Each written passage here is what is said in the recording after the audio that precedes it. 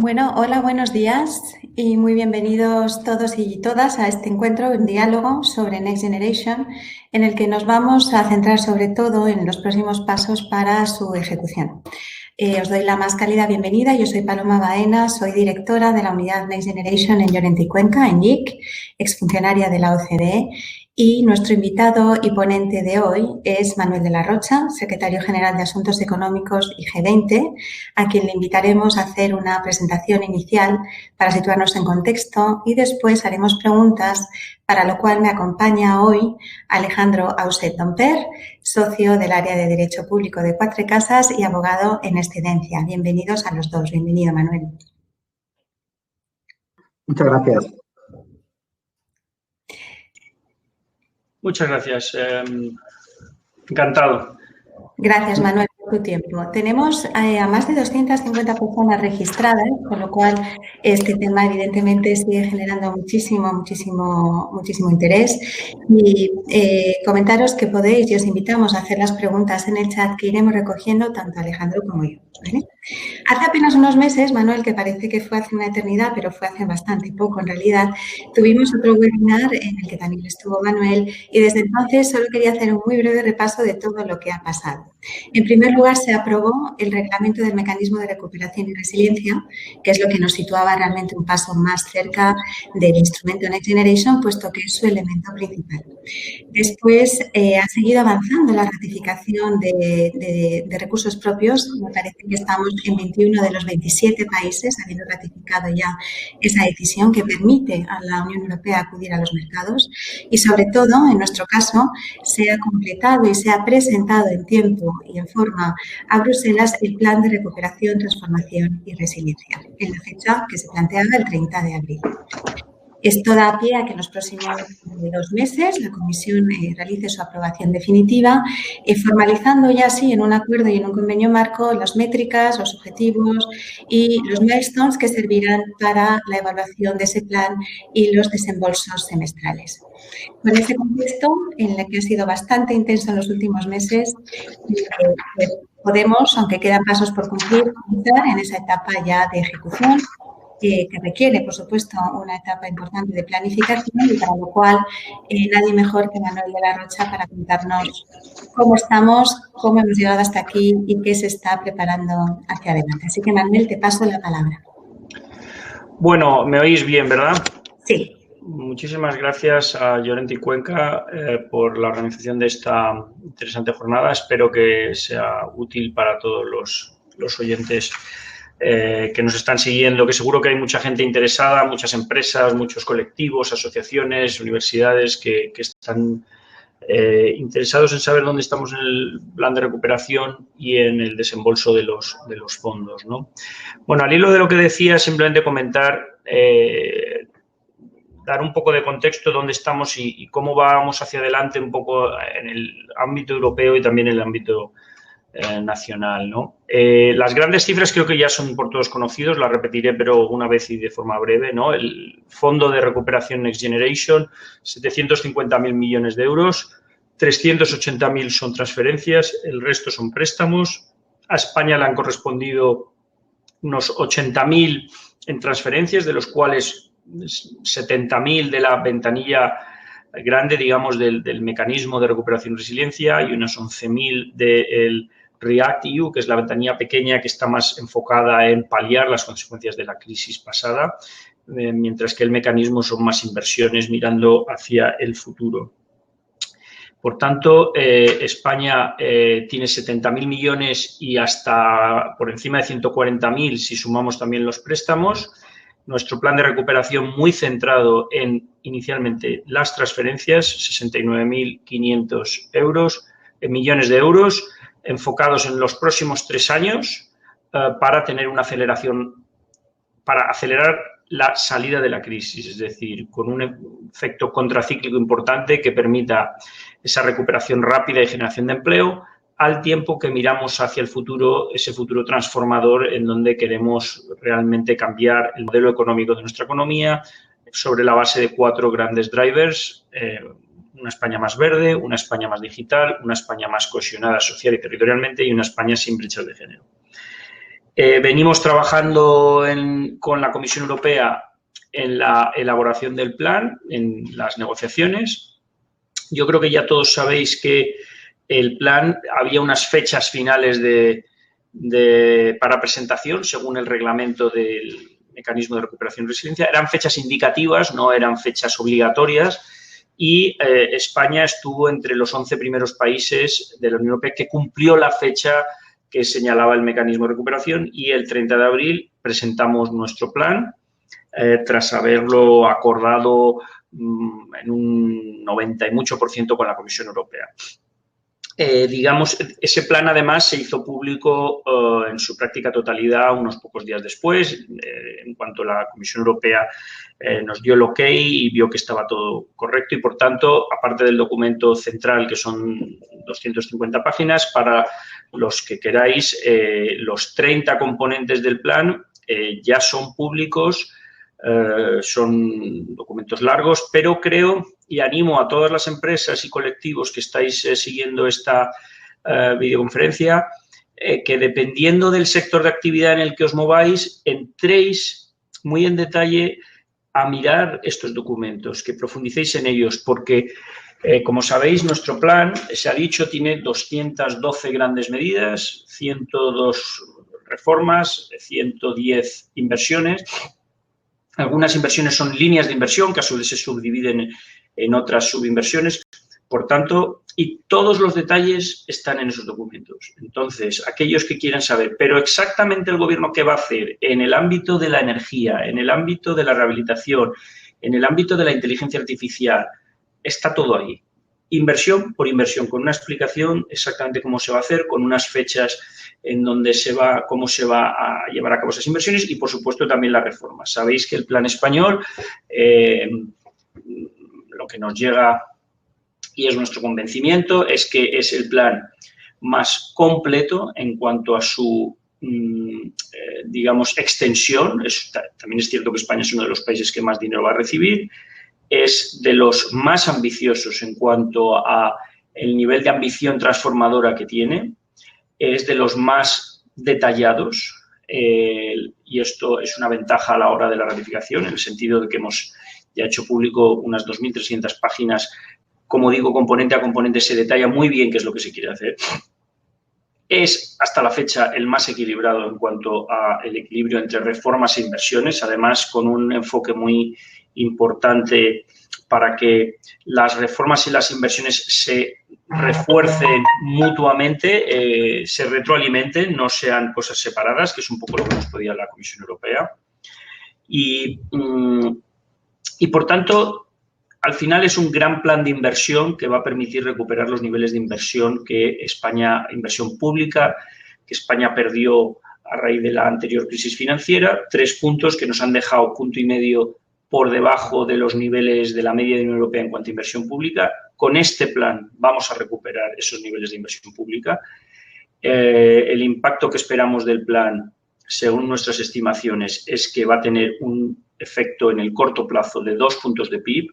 Además, va a permitir en el medio y largo plazo colocar el crecimiento potencial de nuestra economía por encima del 2%, y la estimación es que se podrían llegar a crear unos 800.000 puestos de trabajo en el medio plazo, por encima del efecto inercial si no hubiera plan.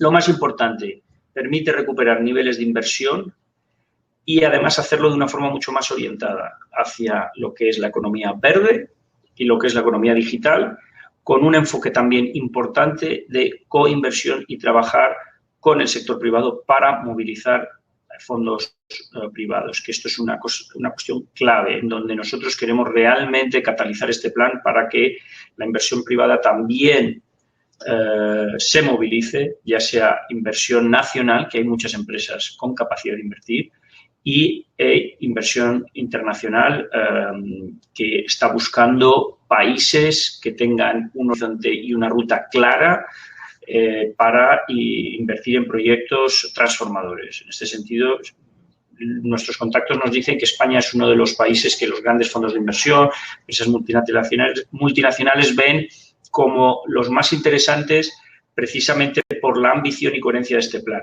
en ámbitos como puede ser, evidentemente, la transición ecológica, las energías renovables, la economía circular, la digitalización, la industria sostenible, etcétera. Por tanto, para nosotros este es un tema muy importante. ¿Dónde estamos en estos momentos, tanto en el ámbito europeo como en el ámbito nacional? Como sabéis, en el ámbito europeo, el día 30 de abril hubo aproximadamente el día 30 de abril hubo algo menos de 10 países que presentaron su plan. Posteriormente, ha habido 4 o 5 más que lo han presentado. Es decir, ahora mismo hay una quincena de países que han presentado sus planes. El presentar el plan no significa que el plan esté maduro en ningún caso. Muy pocos planes están maduros como puede estarlo el español. Quizás el portugués es uno de los planes que está también por nivel de detalle y por haber respondido a todos los requerimientos que, en fin, no son pocos, que pide la Comisión Europea de acuerdo al reglamento. Por tanto, de los países que presentaron sus planes el 30 de abril, la Comisión hemos seguido negociando porque ha habido una serie de clarificaciones que nos han pedido, más información, más detalles, bueno, en fin, más cuestiones que estamos ya terminando de resolver y creemos que nuestro plan será uno de los 2 o 3 que será aprobado los primeros. La Comisión Europea tiene, según el reglamento, 2 meses para hacer su evaluación y aprobar el plan. La Comisión lo que hace es preparar 2 documentos públicos. Uno que es lo que llaman un Staff Working Paper Assessing the Spanish Plan. Es un documento más de trabajo de ellos, como sacan muchos, donde evalúan y donde analizan un poco el plan. Y luego preparan lo que le llaman una propuesta de la Comisión Europea para una Council Implementing Decision, una decisión de aprobación por parte del Consejo de la Unión de nuestro plan. Ahí tienen que seguir los requerimientos y procedimientos que están establecidos muy en detalle en el reglamento de recuperación y resiliencia, en donde la Comisión tiene que enfocarse en 7 grandes áreas de evaluación, dándole unas notas a cada una de esas áreas y preparará esos 2 documentos, presumiblemente con una valoración positiva, evidentemente, que pasan en ese momento al Consejo de la Unión Europea, que puede aprobarlo en cualquier configuración de los distintos consejos de ministros, pero que al ser de España presumiblemente el primero, irá al ECOFIN probablemente de principios de julio, finales de junio, principios de julio, están viendo, ¿no? Y ahí, en ese momento, ya habrá una discusión por parte de los ministros de Finanzas que aprobarán definitivamente el plan español.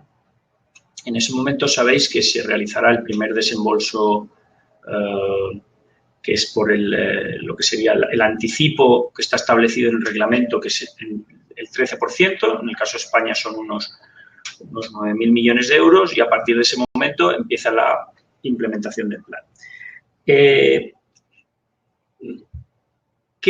¿Cuál es el riesgo en relación a la aprobación y la implementación? Que está pendiente todavía la aprobación de lo que se llama la decisión de recursos propios por parte de 3 o 4 países de la Unión Europea. Esta decisión de recursos propios tiene que haber entrado en vigor antes que la Comisión Europea o como condición para que la Comisión Europea pueda salir a los mercados a levantar el capital que luego va a transferir a los Estados miembros para la ejecución de sus planes. Si no se aprueba por los Estados miembros que falta esta decisión y hay algún riesgo por un par de países que se están retrasando, entonces eso retrasaría evidentemente la capacidad de la Comisión de ir a los mercados porque es una condición, digamos, la garantía, esa decisión de recursos propios es donde se establecen todas las garantías por parte de ellos y los avales de los Estados miembros a emisión de deuda por parte de la Comisión Europea, retrasaría la posibilidad de la Comisión de ir a los mercados y quizás retrasaría evidentemente la llegada del dinero europeo.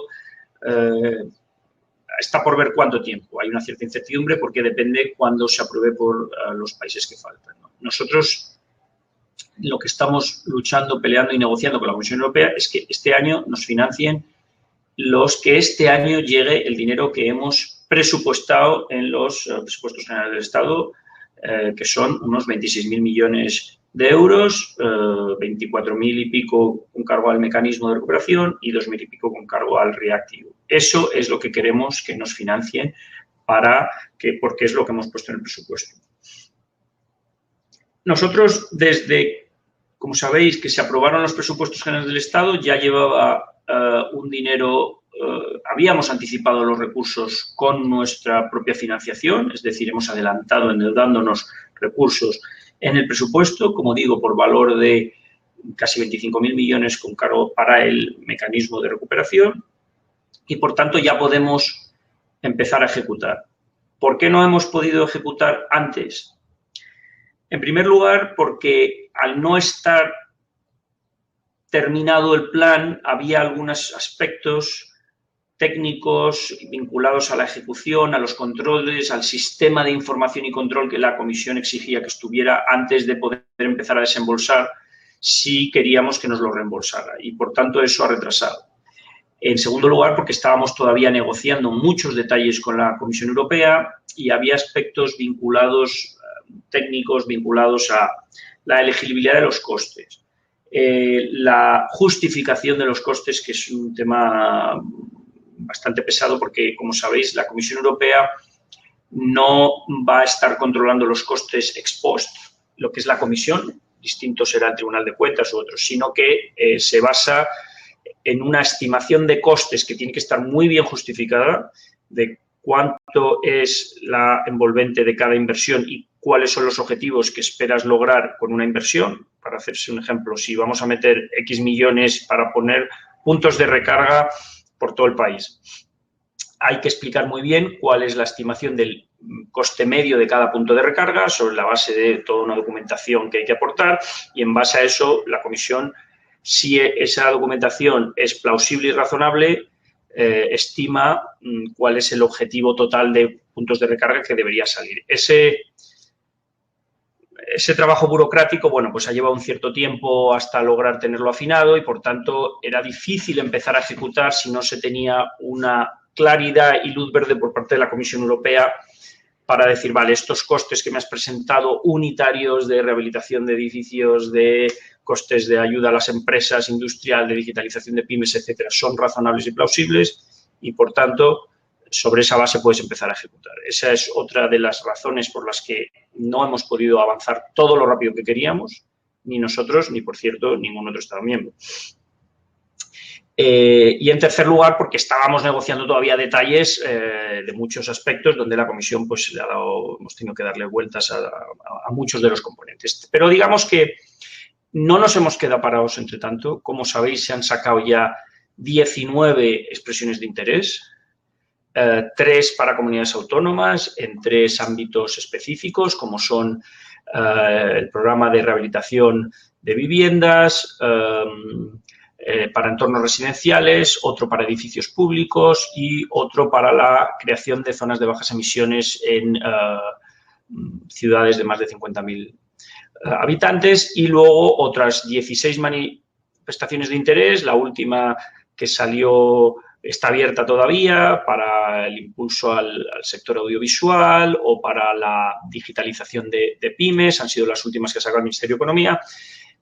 Un poco con idea de anticipar a las empresas lo que viene después y también consultar en muchos casos cómo ejecutarlo. Ya han empezado a salir algunas primeras convocatorias reales, no muchas, pero algunas. Hubo una que se sacó por 35 millones de euros por parte del CEDETI para el plan aeronáutico, que sabéis que el plan aeroespacial, ya el plan señala que es uno de los programas estratégicos. Se ha lanzado también el MOVES 2 con 400 millones para todo el tema de la movilidad eléctrica. Y ya hemos estado avanzando también en las reuniones de las conferencias sectoriales con las distintas comunidades autónomas. Ha habido una docena y otras que están celebrándose prácticamente cada semana, en donde los ministerios se juntan con los consejeros sectoriales y hacen un reparto, presentan una propuesta de reparto de fondos en los distintos ámbitos sectoriales para las líneas de inversión del plan que van a ser ejecutados por las comunidades autónomas. Por ejemplo, en el ámbito de la regeneración urbana y la movilidad sostenible, pues se han repartido para planes para hacer zonas de bajas emisiones, para la mejora de la movilidad urbana sostenible, para la rehabilitación sostenible de edificios. También, bueno, se han repartido en casi todos los ámbitos, desde reto demográfico, temas también de dependencia, creación de residencias, por supuesto, políticas activas de empleo. Yo creo que ha habido una decena de ámbitos en donde ya se están repartiendo.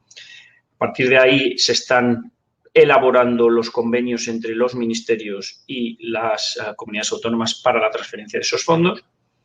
Y yo preveo que a partir de ahora se acelerará de una forma muy importante los anuncios de convocatorias que irán saliendo en los próximos meses para coger una velocidad de crucero en lo que es ya las convocatorias. Todo el mundo, espero que a estas alturas sepa, y si no lo recuerdo para los que no, que todas las convocatorias saldrán con suficiente tiempo para preparar los proyectos, serán totalmente transparentes, serán no discriminatorias, serán concurridas y serán claras en cuanto a qué tipo de proyectos se pueden presentar, cuáles son los gastos que son elegibles, qué porcentaje de gastos son elegibles, cuál es el tope máximo de financiación o ayuda que se puede recibir. Es decir, aquellas empresas que lo preguntarán seguro, tienen dudas, cada convocatoria tendrá tiempo suficiente para explicarlo. Estamos ultimando la puesta en marcha de un portal web específico para el plan. Ahora mismo ya hay uno que está un pelín escondido, pero se puede encontrar en la página web de Moncloa. Si uno entra en la página web de Moncloa y va arriba en el simbolito de España Puede, le da ahí y le saca a una página web donde están todos los documentos del plan, todos los 30 componentes con inversión y todas las cifras, todas las manifestaciones de interés que se han lanzado, las convocatorias hasta ahora pocas que se han puesto en marcha, y esa página web próximamente va a migrar a una página web propia donde tendremos toda la información de todas las convocatorias, y además nuestra intención es que haya una pestaña en donde se pueda ir siguiendo la ejecución de los fondos. Por tanto, así en estas estamos. Y, bueno, yo lo voy a dejar ahí abierto y encantado de responder a todas las preguntas que queráis, que seguro que serán unas cuantas. Gracias. Pues muchísimas gracias a ti, Manuel. La verdad, como decíamos al principio, parece que ha pasado un año, pero todo esto ha ido muy rápido. Y es una gran noticia que podamos empezar a ejecutar este plan, sobre todo teniendo en cuenta que el tiempo total de ejecución es verdaderamente corto y también de compromiso, ¿no? Yo te voy a lanzar la primera pregunta. Mencionabas que ya hay algunas convocatorias abiertas, entre ellas la de MOVES. Se ha anunciado otras que ampliarán convocatorias ya existentes y que darán una dotación mayor a instrumentos que ya conocemos. Eso por un lado. Por el otro lado, también el plan menciona la existencia de PERTEs, 6 en concreto, de los que hablaremos largo y tendido en las siguientes preguntas. Pero yo te quiero preguntar por una figura intermedia. Porque habrá, además de los PERTE, proyectos que tengan una vocación de tener un efecto tractor sobre una cadena de valor o sobre un sector en concreto, donde varias empresas o muchas estén dando la mano y que necesiten una convocatoria a nivel nacional única, en lo posible, para dar respuesta a nivel de proyecto, no a nivel de empresa, es decir, no a nivel de subvenciones individuales, sino a nivel de proyecto, de forma centralizada y única. ¿Estáis valorando, se contempla en la implementación del plan, figuras de este tipo?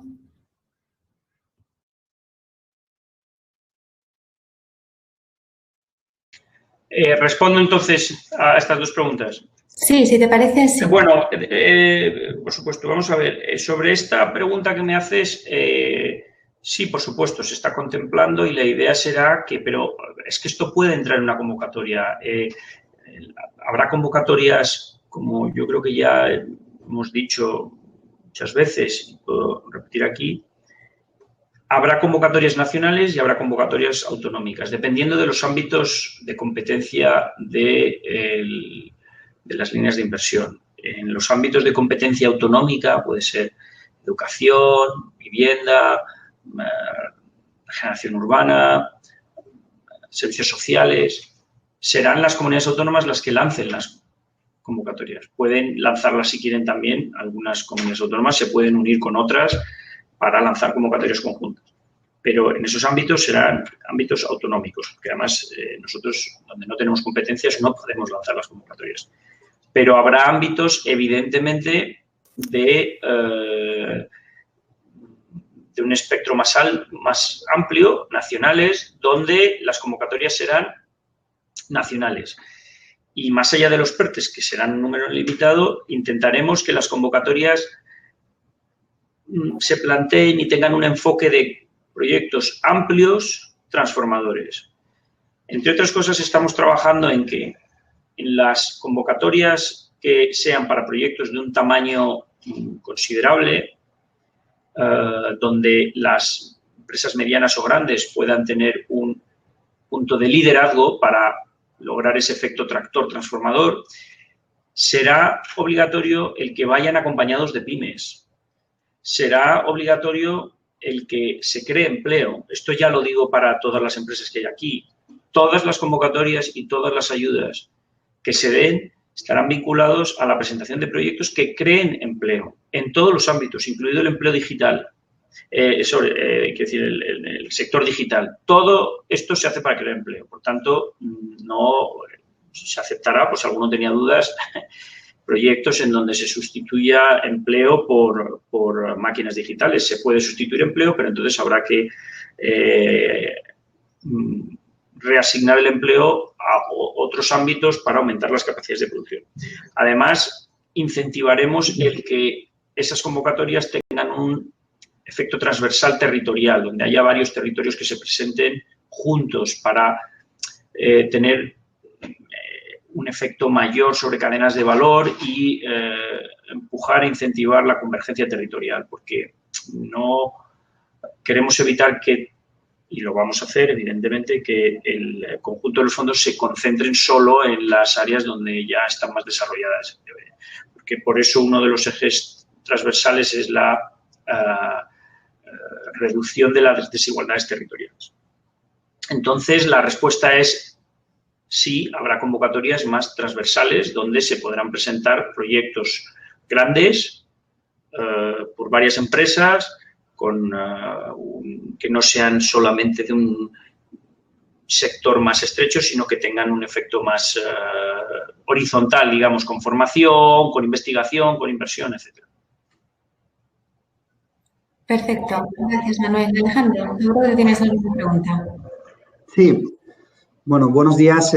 Muchas gracias, Manuel, por tu presentación y por tu exposición, y también por esta labor pedagógica que estáis haciendo, tanto tú como otros compañeros tuyos, en un proceso, ¿verdad?, en el que, habéis estado compatibilizándolo, ¿no?, con la elaboración del plan y con las negociaciones con la Unión Europea. De tu presentación o de tu exposición hemos visto pues, que se van despejando ya algunos escenarios, sobre todo lo relativo ya a los calendarios de la aprobación del plan por parte de la Comisión Europea y cuáles son las líneas o los componentes de actuación que están muy bien definidos y muy detallados en el plan.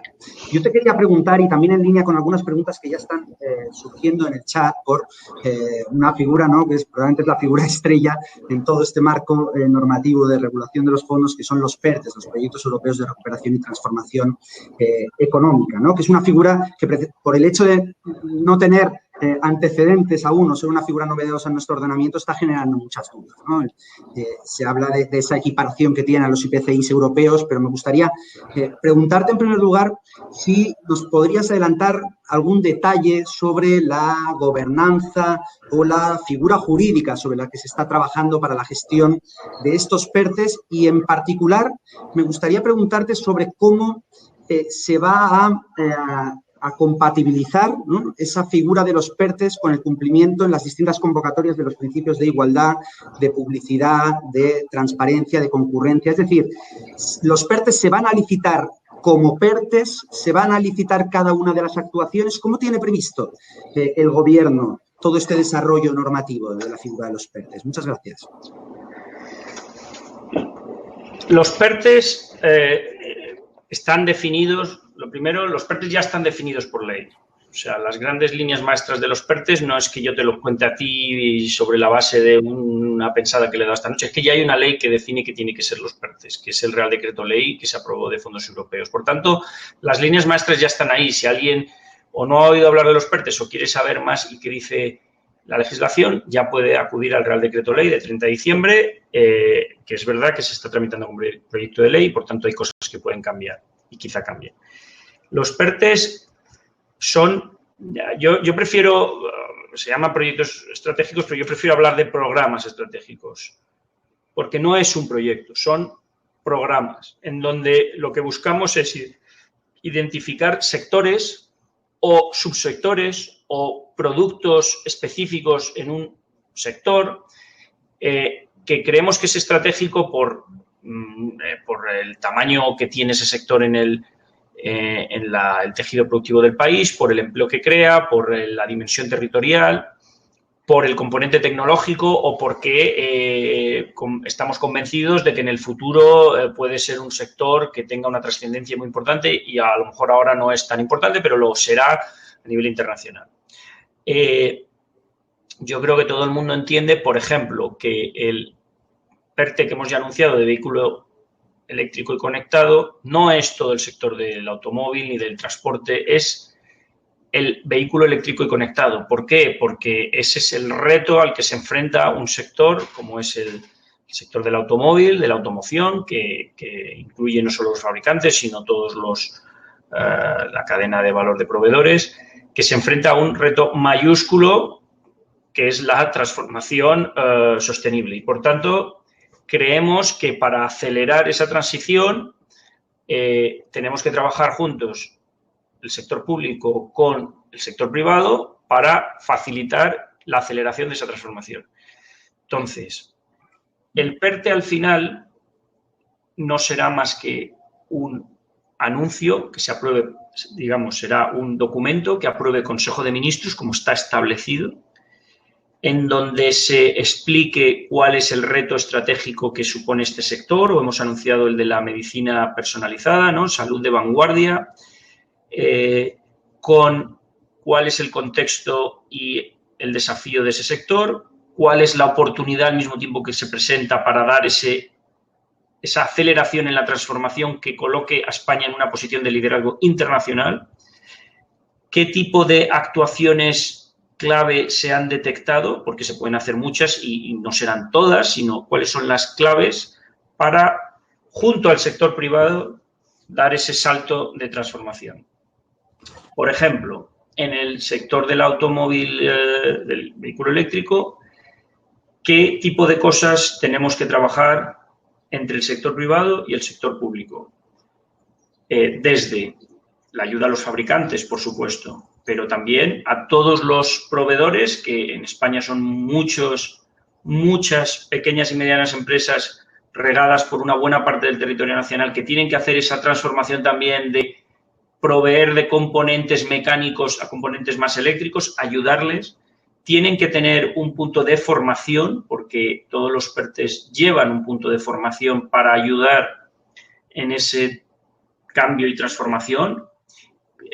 Y luego hay que ver dónde hay cuellos de botellas específicos. Por ejemplo, ya hemos anunciado que para lograr esa gran transformación del vehículo eléctrico y que los fabricantes, que todos sabéis que no están establecidos en España y, por tanto, sus casas matrices en general están en Francia, en Alemania y en otros lados, inviertan aquí, hay un punto muy importante que son las baterías. Si no hay baterías cerca, que es el elemento más importante en el motor de un coche eléctrico, las probabilidades de que lo fabriquen aquí son bajas. Y, por tanto, hay un fallo de coordinación en donde los fabricantes dicen yo necesito baterías cerca, pero nadie va a fabricar baterías cerca si no tiene claro que haya un fabricante que se las va a comprar, porque la inversión en la fábrica de baterías es muy elevada y, además, ni va a haber baterías ni va a haber fabricantes si no hay una demanda nacional mínima de coches eléctricos, y esa demanda nacional no la va a haber si no tienes puntos de recarga, si no tienes y si no hay ayudas. Por tanto,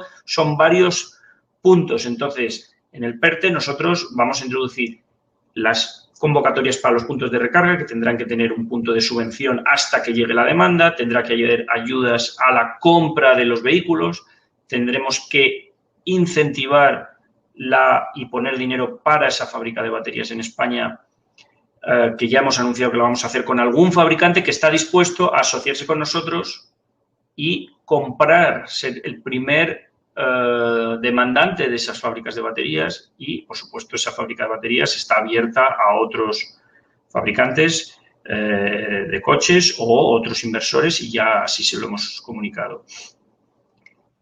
Entonces, respondiendo a tu pregunta, habrá un documento central que especificará cuáles son las acciones, pero cada acción tendrá su propia convocatoria concurrida, transparente, competitiva, no discriminatoria. El Real Decreto Ley habla de un procedimiento que habrá que cumplir, que es el procedimiento de registro, en donde se lanzará y estamos hablando con la Comisión Europea, ellos tienen algunas preocupaciones en torno a, bueno, que se respete la competencia, pero en cualquier caso habrá que cumplir el procedimiento de registro previo, pero como ya se dice en el Real Decreto Ley, las empresas que quieren participar en el PERTE se presentan y se registran y aún así, cuando se lancen las convocatorias, aquellas que cumplan los requisitos y no se hayan registrado se pueden registrar en ese momento. Es decir, no vemos que esto vaya a ser un problema, el registro previo, si es lo que te preocupa a ti, que vaya a ser un problema en cuanto a la competencia o a la discriminación. La gobernanza, ¿cómo yo lo preveo?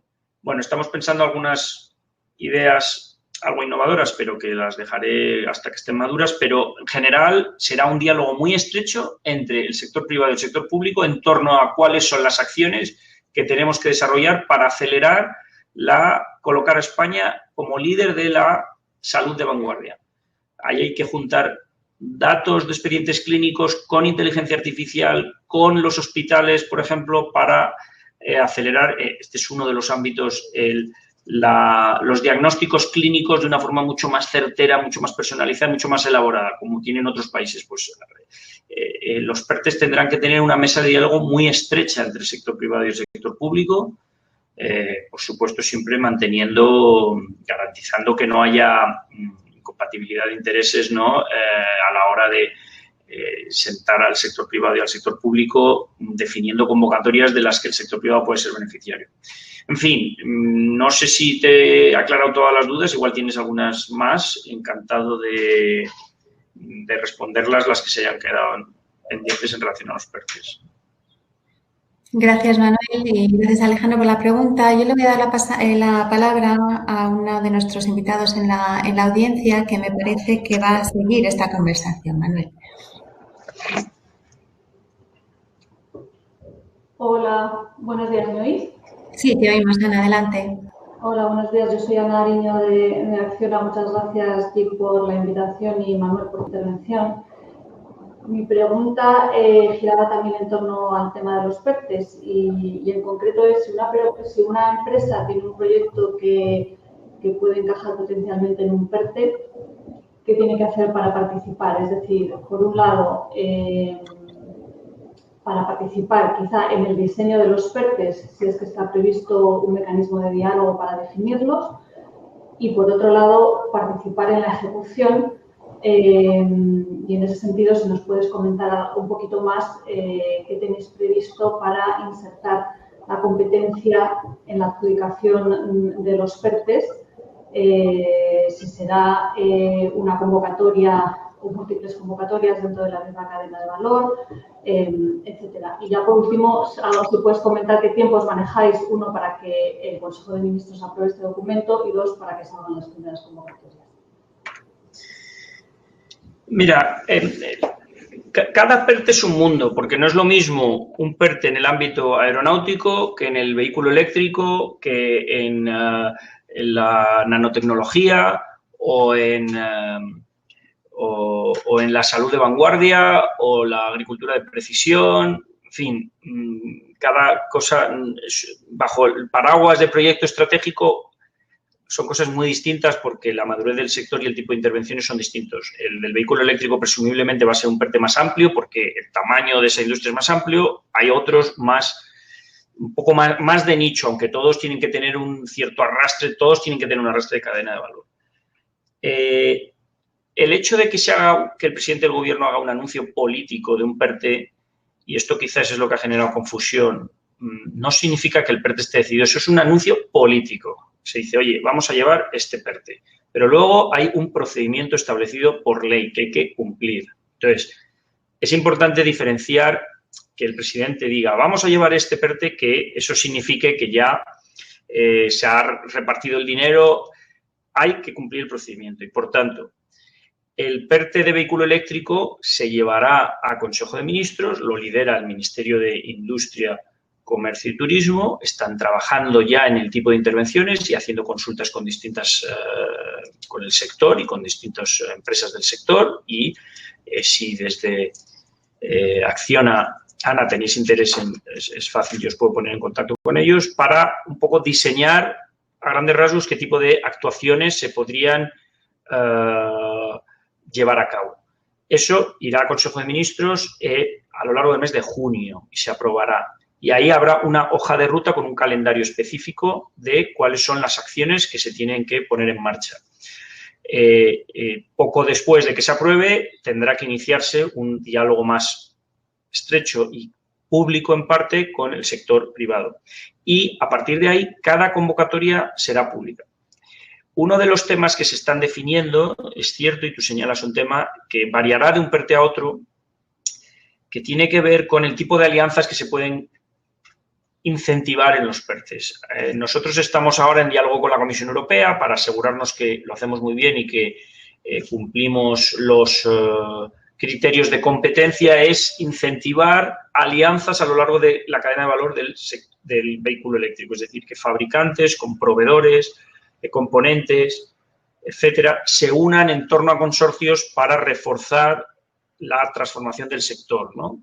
De forma que esos consorcios pensamos que puede ser una forma de generar cooperación empresarial en donde proveedores y fabricantes determinan juntos cuáles son sus necesidades y ponen unas hojas de rutas y unos metas de inversión y transformación más rápidas. La Comisión nos dice que estamos hablando con ellas para asegurarnos que no se generan problemas de oligopolios en torno a partes, subsectores que pueden, de componentes donde puede que no haya mucha competencia. Entonces, si se alían, pues eso es importante y nosotros lo queremos hacer bien, como es evidente y no puede ser de otra manera. Y, por tanto, puede que estamos discutiendo si es una convocatoria más amplia en torno a toda la cadena de valor o por sectores, para fabricantes, para proveedores, a lo largo de la cadena, exactamente para qué componentes, ¿no?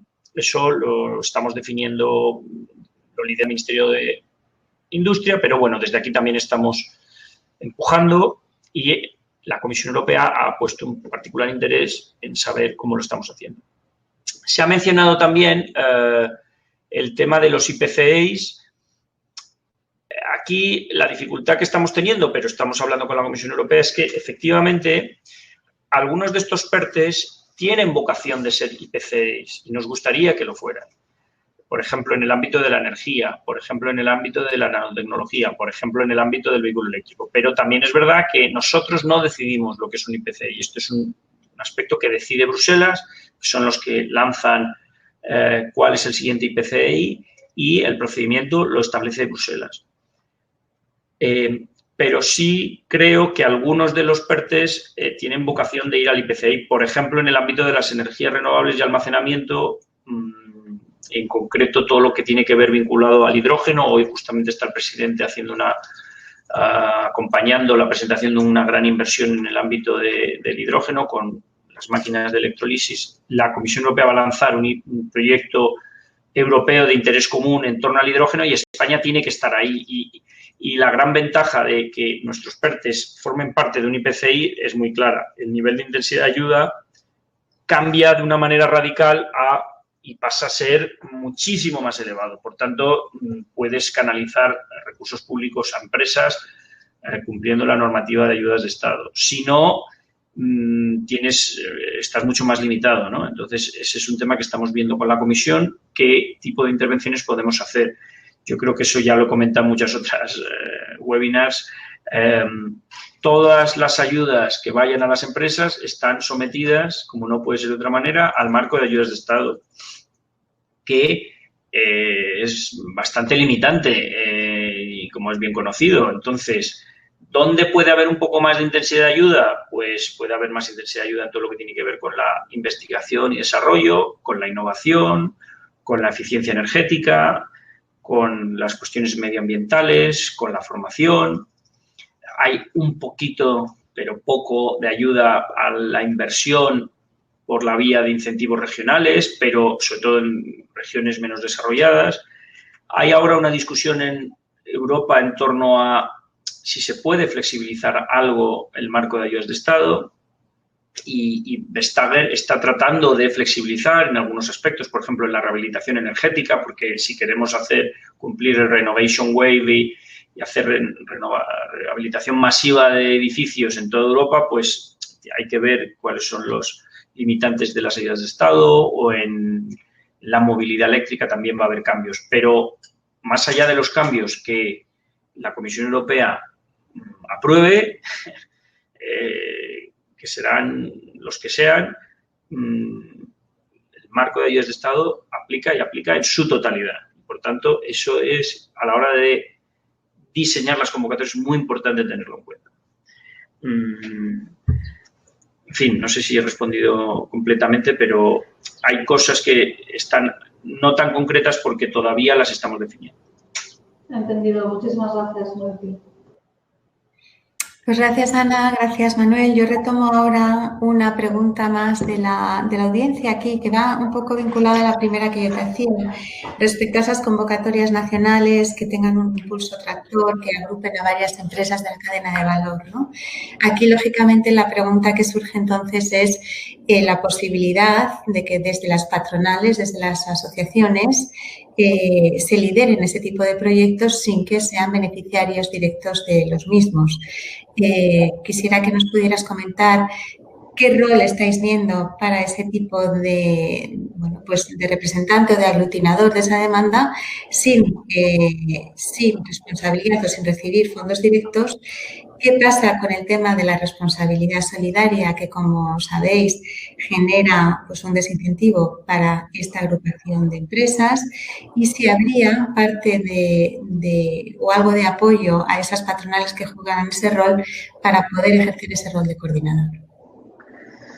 Es un tema que estamos mirando y también como parte de la revisión del Real Decreto Ley, digamos que hay dos partes. En principio, las convocatorias, es difícil que pueda venir un tercero y reciba fondos en nombre de otros si no es parte de un consorcio. Es decir, aquí no es decir que las convocatorias no estamos reinventando la rueda. A la hora de ya hay muchas convocatorias en el ámbito de la ciencia, de la investigación, de la industria, de todo tipo de ayudas con muchos ministerios, y esta idea de, bueno, yo soy una patronal y estoy impulsando este proyecto y está muy bien que lo impulses, pero a la hora de ser beneficiario de ayudas, pues aquí hay responsabilidad fiduciaria, responsabilidad legal, financiera, etcétera. Y, por tanto, lo estamos mirando, pero tengo dudas de que sea fácil. Al final, aquí hay una entidad jurídica que puede ser una empresa, una UTE, una joint venture, un consorcio que tiene que ser el que presenta el proyecto y recibe los fondos y tiene una responsabilidad con esos fondos. Por tanto, digamos que se pueden impulsar proyectos y yo creo que las patronales, las cámaras de comercio, tienen otro tipo de asociaciones empresariales sectoriales, tienen un papel muy importante promoviendo esos proyectos, ayudando e impulsándolos. Pero a la hora de recibir los fondos en nombre de las empresas, pues está por ver si esas empresas quieren que sean ellos los que lo hagan o no, ¿no?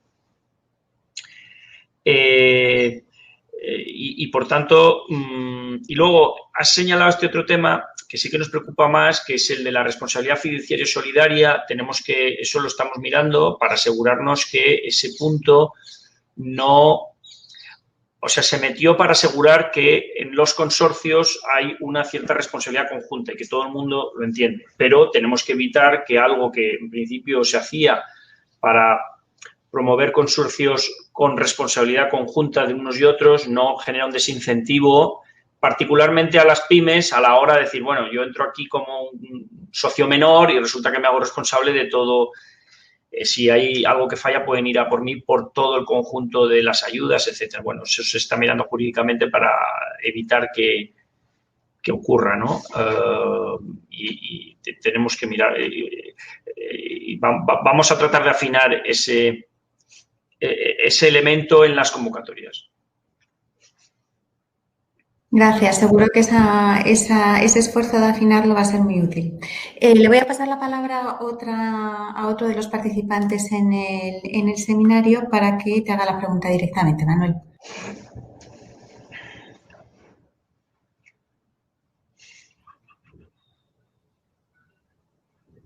Esperamos un segundito a la conexión.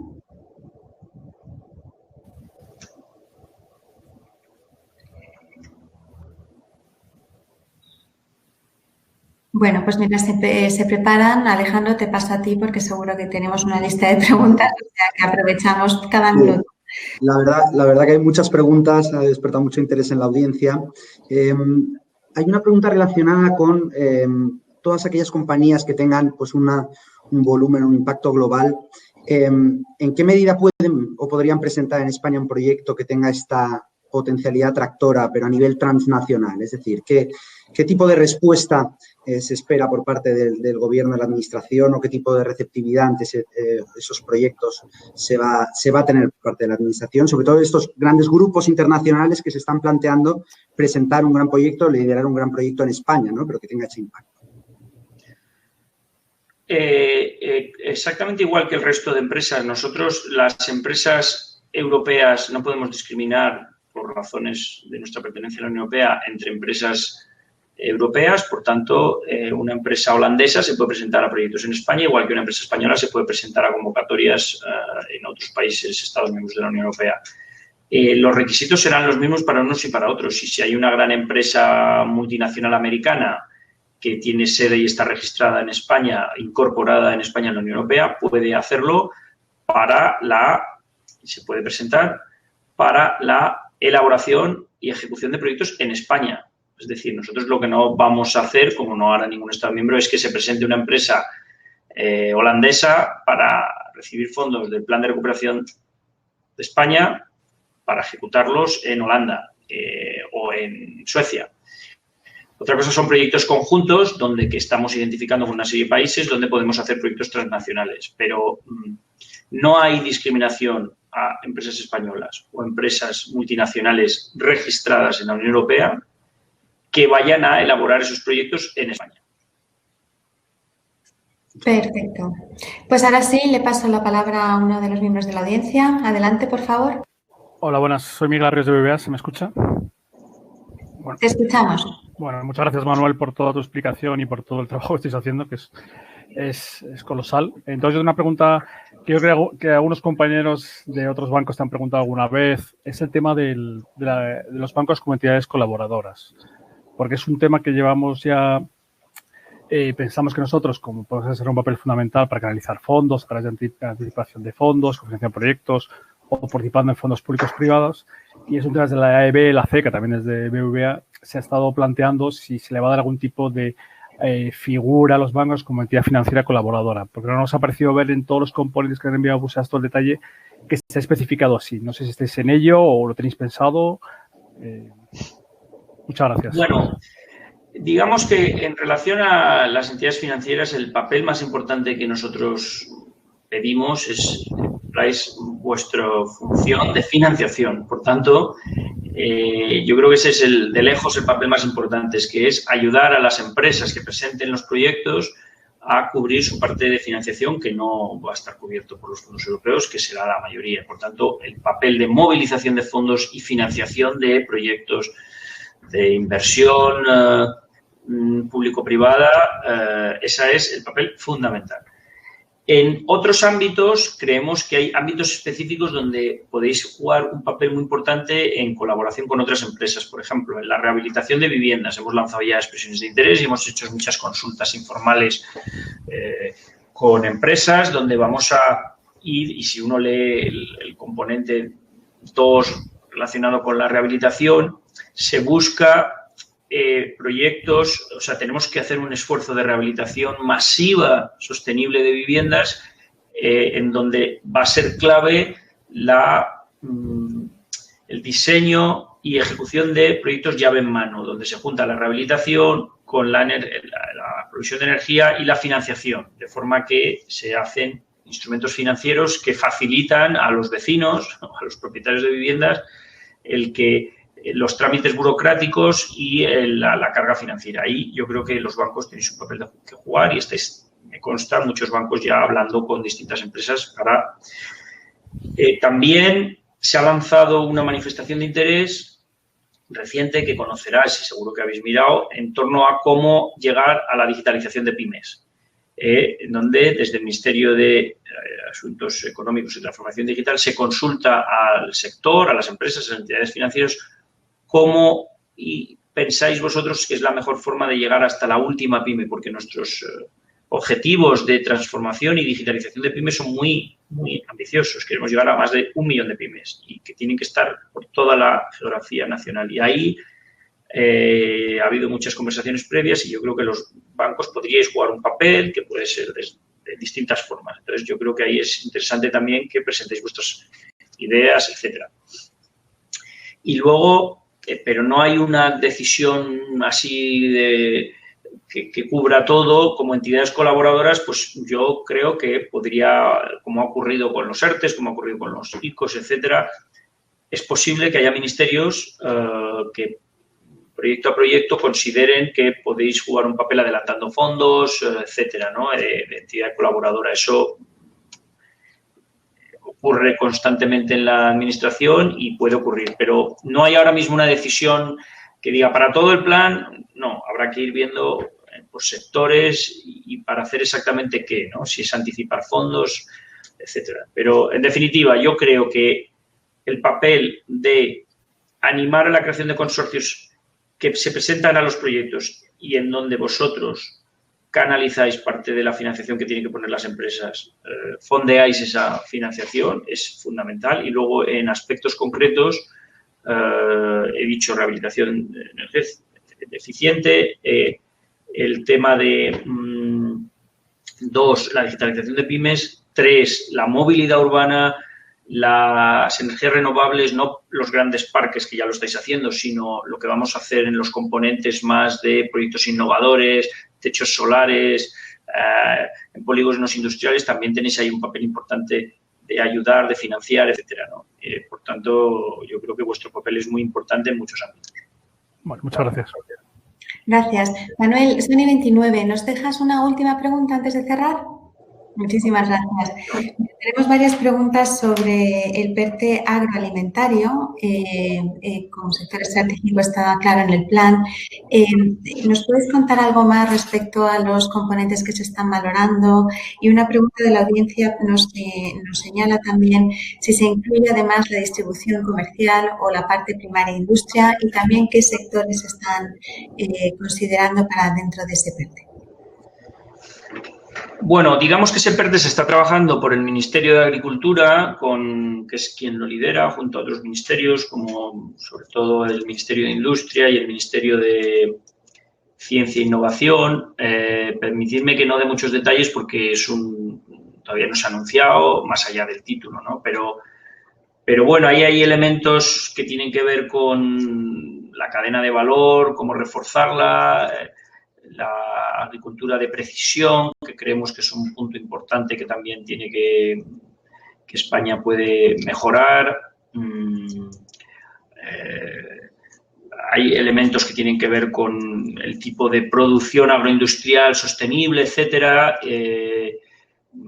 Pero no puedo ir mucho más allá porque realmente los que están trabajando en su definición están ahora mismo trabajando en ella. Entonces, yo creo que se están haciendo consultas con los sectores y las empresas que hay aquí que sean de ese sector, les animo a que se pongan en contacto con el Ministerio de Agricultura, Pesca y Alimentación, que en principio está haciendo consultas y hablando con unos y con otros para ver qué tiene sentido y en qué ámbitos para dar ese salto transformador que nos coloque en posiciones de liderazgo. Perfecto. Bueno, Manuel, ya son y 31. Hemos aprovechado la hora que teníamos. No nos queda más que agradecerte tu participación, la extensión de tus respuestas, la sinceridad en ellas, lo que nos has podido contar, y invitarte a volver dentro de unos meses para ver cómo estamos avanzando y cómo se está progresando con la ejecución. A la audiencia, deciros que entre Alejandro y yo intentaremos dar respuesta a las preguntas que han quedado pendientes. Por mi parte, gracias, Alejandro, por estar aquí. Muchas gracias, Paloma. Y gracias a todos. Pues muchísimas gracias, Paloma, Alejandro, y a todos los amigos de Ayuntamiento de Cuenca y obviamente a la gente de la audiencia. Seguro que se han quedado muchas preguntas en el tintero, pero habrá más oportunidades y encantado de, según vayamos avanzando, de volver para ir contando cómo avanza el plan. De todas formas, insisto, todas las empresas, el plan ya está colgado de la página web. No hay que leérselo todo, eso es para la gente que tenga insomnio, pero sí las empresas de los sectores os animo a que entréis en los documentos para que veáis cuánto dinero vamos a poner en qué tipo de intervenciones, porque os dará muchas pistas de por dónde parar a la hora de ir preparando los proyectos. Ya no es una cosa genérica, sino ya está línea por línea. Eso es. Y además hemos colgado el link a la web que mencionabas aquí en el chat, ¿vale? Perfecto. Venga, pues muchas gracias. Buen día. Hasta luego. Adiós. Hasta luego.